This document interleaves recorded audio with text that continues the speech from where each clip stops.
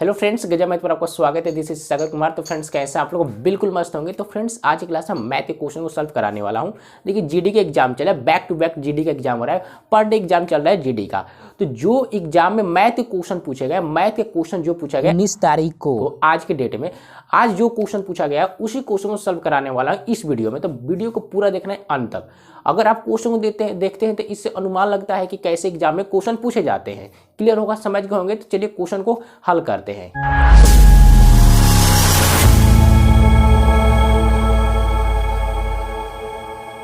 तो फ्रेंड्स आप लोग रेडी होंगे, पहले क्वेश्चन से स्टार्ट करते हैं। पहला क्वेश्चन आपके सामने स्क्रीन पर बिल्कुल मौजूद है।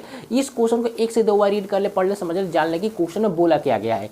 देखिए दिया है a/b रेशियो 7/5 है, तो 5a + 4b बटे 5a - 4b का मान क्या है। हमसे शुद्ध शब्दों में बोला गया है, इसका वैल्यू निकाल के बताइए कितना होगा। तो समझिए कैसे निकालेंगे। देखिए क्या है हल करने का ट्रिक।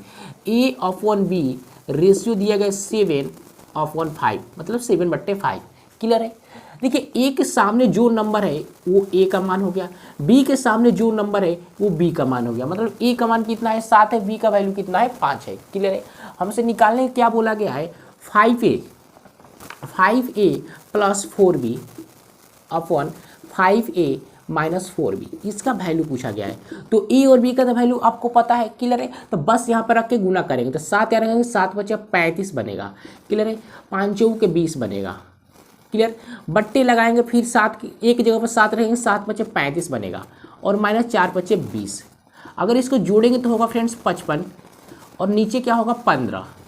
कट रहे तो काट लेने, तो यहाँ भी आंसर हो सकता है 5 से कट जाएगा, यानी 11 × 5 = 55 और 30 ने करके 3 × 5 = 15 है। मतलब 11/3 हमारा करेक्ट शुद्ध प्योर आंसर हो जाएगा। क्लियर, समझे कि नहीं समझे, डाउट नहीं होगी। नेक्स्ट प्रॉब्लम पर चलते हैं। तो फ्रेंड्स नेक्स्ट क्वेश्चन आपके सामने मौजूद है। यदि 15% प्रति वर्ष की दर से 2 वर्षों के लिए निवेश की गई साधारण ब्याज चक्रवृद्धि ब्याज का डिफरेंस यानी अंतर 225 रुपये है, तो राशि क्या है। हमसे पूछा गया मूलधन यानी प्रिंसिपल निकालना है और ब्याज जो है वार्षिक रूप से संयोजित है, मतलब प्रत्येक साल का ब्याज लगेगा। क्लियर है।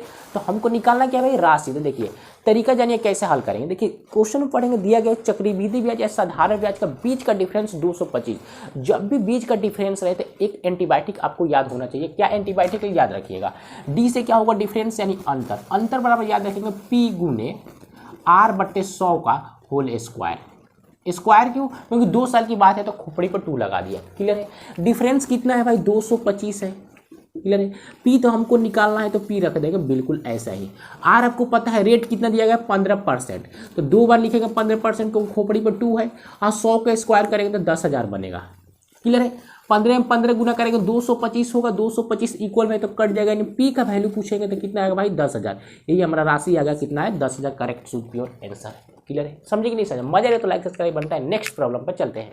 तो गाइज नेक्स्ट क्वेश्चन है। एक दुकानदार किसी वस्तु को 1/4 भाग को 25% के लाभ पर और शेष वस्तु को 19% के लाभ पर बेचा, तो उसका कुल लाभ प्रतिशत क्या था। मतलब टोटल उसका प्रॉफिट बताना है परसेंटेज में, कितना परसेंट का उसको फायदा हुआ। तो समझिए कैसे हल करेंगे ट्रिक से।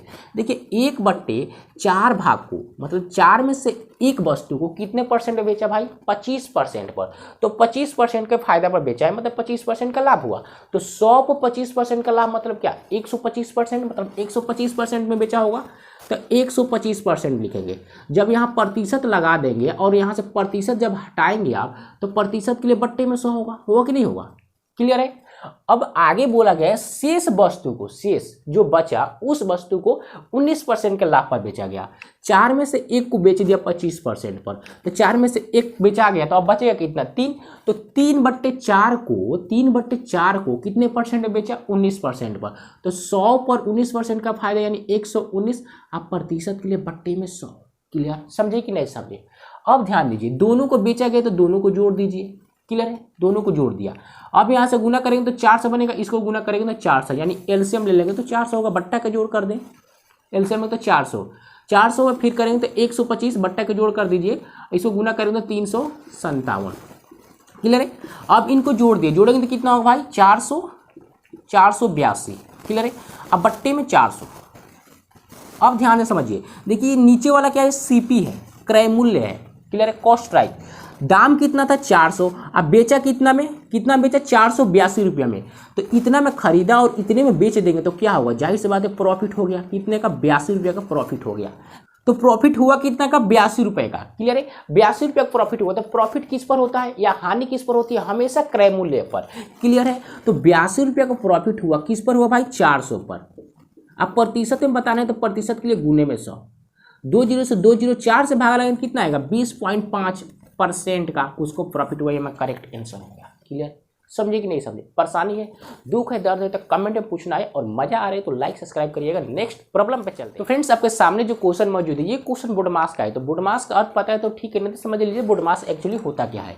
देखिए BODMAS, ये हो गया बोडमास।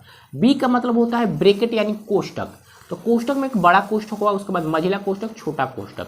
तो सबसे पहले छोटा कोष्टक को हल करते हैं, उसके बाद मझिला, उसके बाद बड़ा कोष्टक हो। क्लियर है, उसके बाद क्या है, ओ का मतलब होता है अफ का मतलब का का मतलब गुना। क्लियर है, डी से डिवाइड होगा यानी भाग, एम से मल्टीपल यानी गुना, ए से एडिशन मतलब जोड़, ए से सब्ट्रैक्शन मतलब घटाव। तो सबसे जो पहले रहेगा उसको हल करेंगे, उसके बाद लाइन बाय लाइन नीचे हल करते आ जाएंगे। क्लियर है, यही तो अर्थ हुआ, समझ गए होंगे। तो पहले ब्रैकेट को हल करेंगे। ब्रैकेट में सबसे पहले कौन, छोटा ब्रैकेट। तो देखिए यहाँ पे छोटा ब्रैकेट दिखाई देगा इस क्वेश्चन में, यहाँ से यहाँ तक छोटा ब्रैकेट है, यहाँ से लेकर यहाँ तक। तो पहले इसको हल करेंगे। का मतलब होता है भाइयों क्या, गुना। तो गुना कर दीजिए, गुना करने 5 3 15 बनेगा। क्लियर, समझ गए, आगे बढ़ो। अब समझिए, फिर यहाँ से देखेंगे यहाँ तक, तो फिर छोटा ब्रैकेट है तो पहले इसको हल कर ले, 7 3 का 21। क्लियर है, अब बीच में भाग है तो भाग। अब एक बात बताइए, अगर 21 भागे 15 है तो इसको इस प्रकार लिख सकते हैं, 21/15 भाग में है तो। क्लियर है, समझ गए, मतलब हमने यहाँ से यहाँ तक का हल किया था, कितना आया, 21/15। आगे बढ़ते हैं। अब यहाँ से यहाँ तक देखिए, यहाँ से यहाँ तक देखें तो बड़ा कोष्टक है, तो अभी नहीं ब्रैकेट का ही हल होगा। तो हमने तो इसको हल कर लिया, अब बच गया ये। तो का मतलब होगा गुना, तो इसको गुना कर दीजिए, 6 दूना के 12 होगा। क्लियर है, आप प्लस है तो बीच में प्लस, यानी क्या बन गया भाइयों, अगर इसको कोष्टक में इस तरह लिखेंगे तो 12 प्लस 21/15 बनेगा। क्लियर, अब पहले से इधर 5 में भाग में है। क्लियर, समझ गए होंगे। अब आगे समझिए, अब क्या करते हैं, इसको एलसीएम लेंगे, एलसीएम ले लेते हैं, कितना होगा, 15 होगा। अब गुना करेंगे तो कितना होगा, 15 गुने 12, 180 प्लस 21, इधर है भाग में 5। अब इसको करना कुछ नहीं है, 5 यहाँ पे लिखिए चुपचाप, और इसको जोड़ लीजिए। जोड़ेंगे तो कितना होगा, 201/15 होगा। जब भाग को गुना में चेंज करेंगे तो फ्रैक्शन पलट जाता है, यानी भिन्न पलट जाएगा। 15 ऊपर चलेगा और 201 नीचे आ जाएगा। क्लियर है, 5 से गुना करेंगे तो 15 5 75 बनेगा, बट्टे में 201। क्लियर, समझे कि नहीं समझे, ध्यान से देखना है। अब यहाँ पे भी आंसर हो सकता है, कट रहा है तो काट लेते हैं। इसको 3 से काटिए, देखिए 3 से काटेंगे तो कितना होगा, 3 दूना का 6, 3 5 15, यानी 25 3 75। इसको 3 से करेंगे तो 3 6 18 और 3 7 21, मतलब कितना आएगा, 25/67 हमारा करेक्ट आंसर हो गया। क्लियर है, समझे कि नहीं समझे, डाउट परेशानी नहीं होगी। नेक्स्ट क्वेश्चन पे चलते हैं। तो फ्रेंड्स नेक्स्ट क्वेश्चन है, एक व्यक्ति एक नौका के धारा के अनुकूल 9 किलोमीटर प्रति घंटा की गति से और धारा के प्रतिकूल 7 किलोमीटर प्रति घंटा की गति से चल सकता है, तो धारा की गति बताइए, धारा की स्पीड बताना है। धारा समझते हैं जैसे पानी के प्रवाह से नहीं होता, टेढ़ा मेढ़ा जिग जैग, उसी को तो धारा बोलते हैं। क्लियर है, तो एक और इसमें जानने वाली बात क्या है, अनुकूल और प्रतिकूल, उसको बाद में जानेंगे, पहले थोड़ा सा यहाँ पे ध्यान दीजिए। देखिए हमने मान लिया नौका, नौका मतलब क्या, नाव का गति हमने मान लिया ए और धारा की गति मान लिया बी। क्लियर है, धारा की गति ए और बी मान लिया। क्लियर है, डिनोट कर लिया ए और बी से। अब समझिएगा अनुकूल प्रतिकूल क्या होगा। जब भी आपको अनुकूल सुनाई दे, दिखाई दे, मतलब कुछ भी हो, तो दिमाग में एक ही बात आनी चाहिए, क्या, जिस तरफ पानी का प्रवाह है, मतलब धारा का प्रवाह, उसी साइड नाव भी जा रही है, इसको बोलते हैं अनुकूल। तो इस स्थिति में क्या करेंगे, धारा की जो स्पीड होगी और नाव की स्पीड होगी, दोनों को जोड़ देंगे, मतलब चिपका देंगे। और प्रतिकूल समझिए, मान लीजिए धारा का प्रवाह इधर है और नाव जा रही है इधर, मतलब बिल्कुल उल्टा, यानी विपरीत हो गया, उल्टा हो जाए, मतलब नाव इधर धारा इधर, तो उल्टा हो जाए। तो इस स्थिति में क्या करेंगे, धारा की जो स्पीड होगी और नाव की स्पीड दोनों को घटा देंगे, यही अनुकूल प्रतिकूल होता है। क्लियर है, तो अब समझिए कैसे निकालेंगे। देखिए अनुकूल मतलब क्या, दोनों की स्पीड को जोड़ेंगे, यानी नाव की गति धारा के अनुकूल क्या होगा, नाव की गति धारा के अनुकूल क्या होगा, दोनों की स्पीड को जोड़ देंगे, मतलब ए प्लस बी, और स्पीड दिया कितना है, 9 है तो 9 लिख देंगे। क्लियर है, अब नाव की गति धारा का प्रतिकूल क्या करेंगे, ए माइनस बी, दोनों की स्पीड को घटा दिया, और दिया कितना है भाई 7 है तो 7 लगा देंगे। क्लियर है, समझे कि नहीं समझे। अब हमको क्या चाहिए, किसका निकालना है स्पीड, धारा की स्पीड, और धारा की स्पीड हमने क्या माना है बी, मतलब हमको चाहिए बी का वैल्यू। तो बी का वैल्यू कैसे निकालें, ध्यान दीजिए। देखिए जोड़ घटा करके निकाल सकते हैं उससे, लेकिन टाइम लगेगा, लेकिन टाइम हमको खराब करना नहीं है, 2 सेकंड में निकालेंगे। कैसे समझिए, कुछ करना नहीं है, बस इन दोनों का डिफरेंस देखिए। जब इन दोनों का डिफरेंस देखेंगे तो कितना का होगा, 2 का अंतर है, 2 का अंतर है, 9 और 7 के बीच का अंतर कितना है, 2 का अंतर है, तो बस 2 का आधा कर देंगे, कितना होगा, एक हमारा करेक्ट आंसर हो गया। मतलब धारा की स्पीड कितना होगी, 1 किलोमीटर प्रति घंटा की रफ्तार। क्लियर है, एक हमारा करेक्ट आंसर। समझे कि नहीं समझे। अगर ये निकालना होता, मैंने 9 का एक गति निकालना होता तो दोनों को जोड़ के घटा देंगे, जो दोनों को जोड़कर आधा कर देंगे। क्लियर है, तो दोनों को जोड़ कितना होगा, 9 और 17 कितना होगा, 16, 16 के आधा कितना होगा भाई, 8, 8 हमारा करेक्ट आंसर। क्लियर होगा, समझे कि नहीं समझे। नेक्स्ट प्रॉब्लम पे चलते हैं फ्रेंड्स। अगला प्रश्न है 16 सेंटीमीटर, 12 सेंटीमीटर, 9 सेंटीमीटर आयाम वाले एक धातु खंड को पिघलाकर एक घन के आकार में ढाला जाता है, तो घन का वक्र पृष्ठीय क्षेत्रफल निकालिए। घन का पृष्ठीय क्षेत्रफल निकालना है, समझिए कैसे निकालेंगे, ध्यान से देखिए। 16 सेंटीमीटर गुने 12 सेंटीमीटर और गुने 6 सेंटीमीटर दिया है, 6 है कि 9 भाई, 9 सेंटीमीटर, सॉरी 9 सेंटीमीटर जो है ये सब क्या है, 16, 9, 12 क्या है भाई, थोड़ा सा आइडिया आ रहा है, नहीं आ रहा होगा। देखिए 16 जो है क्या है, लंबाई है, 12 क्या है, चौड़ाई है, 9 क्या है, ऊंचाई है, लेंथ ब्रेथ और हाइट, ये लंबाई चौड़ाई ऊंचाई होगा। ये किसका है लंबाई चौड़ाई ऊंचाई, जाहिर सी बात है घनाभ का है, क्योंकि नंबर अलग अलग है तो घन का तो हो ही नहीं सकता ना, तो ये किसका है, घनाभ का लंबाई चौड़ाई ऊंचाई है। तो हम यहाँ लिखते हैं घनाभ का आयतन, आयतन को भी से सूचित करते हैं। देखिए जो घनाभ का आयतन है इसी को तो पिघलाकर आप क्या बना रहे हैं, घन बनाते हैं, मैंने घन में ढालते हैं, तो इधर लिखेंगे घन का आयतन, घन का आयतन। देखिए घनाभ से आप घन बनाए, शंकु बनाए, बेलन बनाए, आयतन तो सेम ही होगा, तो मतलब सेम होगा तो क्या मतलब दोनों बराबर होंगे। क्लियर होगा। घनाभ का आयतन क्या होता है, LBH, और घन का आयतन क्या होगा भाई, भुजा Q, AQ। LBH दिया कितना है, 16 गुने 12 गुने 9, इधर कितना है, AQ को तो निकालना ही है हमें।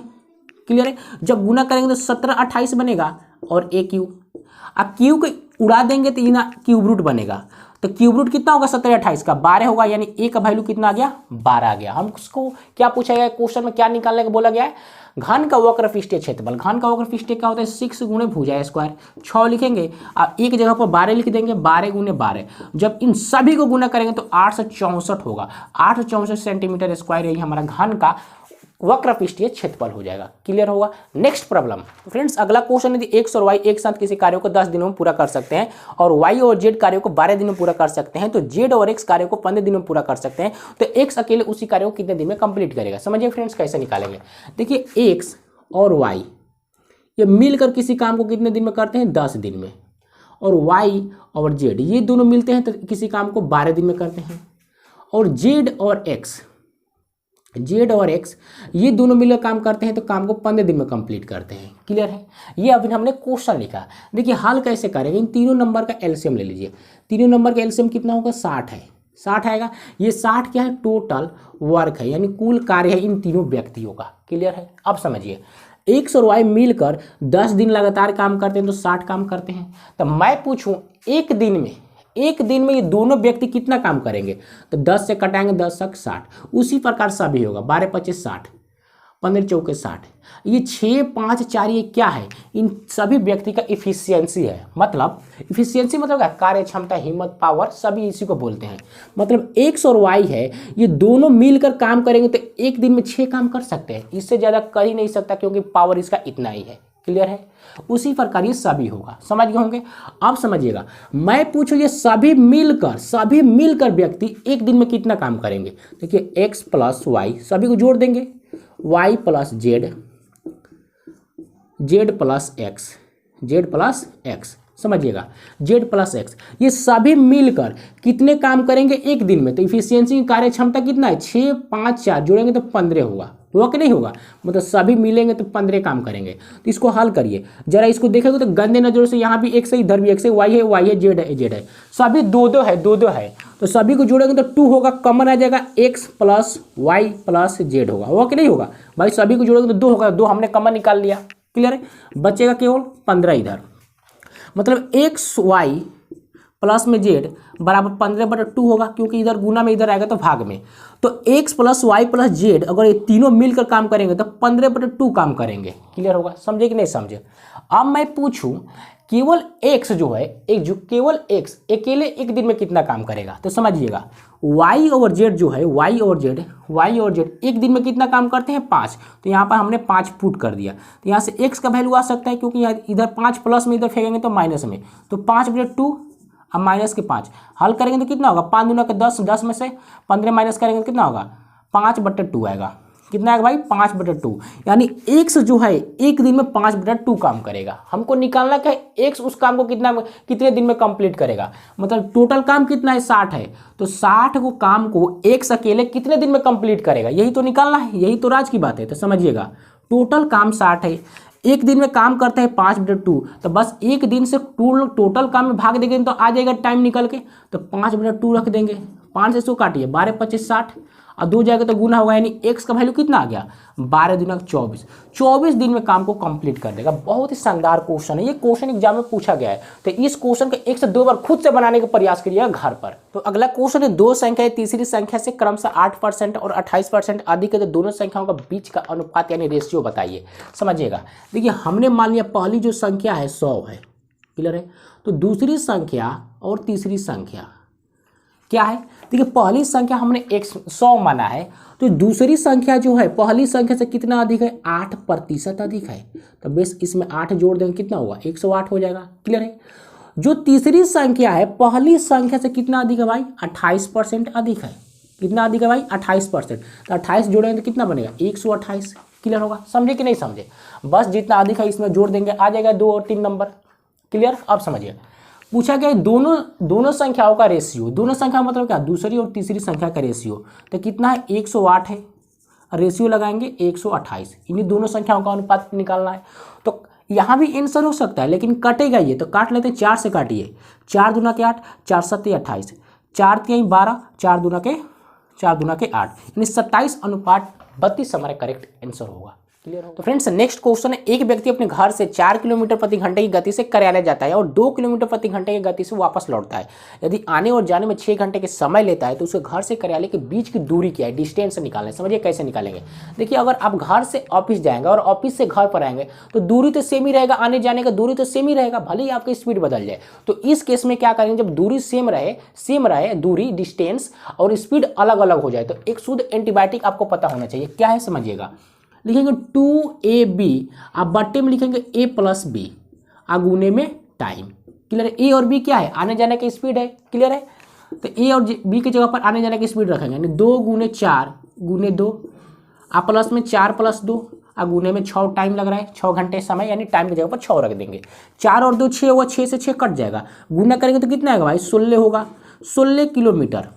ये 16 किलोमीटर क्या है, दूरी है, कहाँ का दूरी, आने और जाने में, मतलब जितना आने और जाने को दोनों की दूरी है, घर से ऑफिस से घर और ऑफिस से घर आए तो दूरी है 16 किलोमीटर। हमको सिर्फ निकालना क्या है, घर से ऑफिस की दूरी, तो आधा कर देंगे, सिर्फ आधा दूरी निकालना है तो 2 से भाग लगा देंगे, तो 8 किलोमीटर हो जाएगा दूरी घर से लेकर ऑफिस का। तो फ्रेंड्स अगला क्वेश्चन है, जब एक वस्तु को 242.50 रुपये में बेची जाती है तो 3% का हानि होता है। यदि वस्तु को 13% के लाभ पर बेचा जाता है तो वस्तु का विक्रय मूल्य क्या होगा, मतलब मैं वस्तु को कितने रुपए में बेच दूं कि मुझे 13% का फायदा हो जाए, यही निकालना है। विक्रय मूल्य मैंने कितने रुपए में बेचा जाए, पहले से विक्रय मूल्य दिया है 242.50 रुपये का, 3% की हानि हुई, लेकिन क्रय मूल्य नहीं है तो पहले क्रय मूल्य निकालेंगे। समझिएगा, देखिए CP पहले हमको क्या चाहिए, कॉस्ट प्राइस चाहिए, क्रय मूल्य।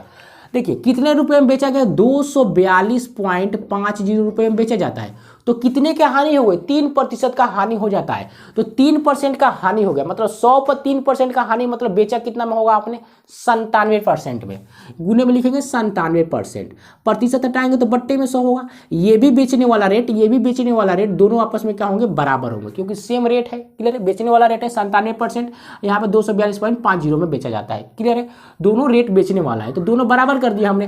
तो यहाँ से CP मैं पूछूँ तो कितना होगा, इधर फेंक देंगे, यानी 242.50 अब गुने में 100 होगा, अब बट्टे में 97 हो जाएगा, होगा कि नहीं होगा। यहाँ से पॉइंट हटा देंगे तो आप क्या होगा, गुने में 2 जीरो आ जाएंगे, यानी गुने में 100 हो जाएगा, बट्टे में 100 हो जाएगा, 100 से 100 कट जाएगा, 97 से 100 कटाएंगे तो 250 बनेगा। कितना बनेगा फ्रेंड्स, 250, यानी CP बराबर कितना आ गया, 250 हो गया। मतलब अभी इस वस्तु को हम कितने रुपए में बेचें कि 13% का फायदा हो जाए। क्लियर है, इस पर 13% का आपको फायदा कमाना है, तो कितने रुपए में आप बेचेंगे। क्लियर, यही तो निकालना है, कितने रुपए में हम बेचें, तो कुछ करना नहीं है, 250 लिखेंगे। क्लियर, गुने लगाएंगे, 100 पर 13% का फायदा, मतलब 113 रुपया हम बेचेंगे, 113% में। अब प्रतिशत के लिए बट्टे में 100 होगा कि नहीं होगा। जब इन दोनों को गुना करेंगे तो आएगा 282 और 50, 282 बट्टे 100 लिखेंगे, ये बट्टे में 100 होगा। जो यहाँ पे देखिए 2 जीरो है, 2 जीरो ऊपर करेंगे भाग देंगे तो कितना होगा 282.50, ये हमारा करेक्ट शुद्ध प्योर आंसर हो जाएगा। क्लियर, समझे कि नहीं समझे? डाउट परेशानी हो तो खुलकर पूछना है कमेंट में। अगर मजा आया आपको तो लाइक और सब्सक्राइब दबा के करिएगा, अगर नए हैं ताजा है तो सब्सक्राइब कर लीजिएगा। मिलते हैं नेक्स्ट वीडियो में, टेक केयर।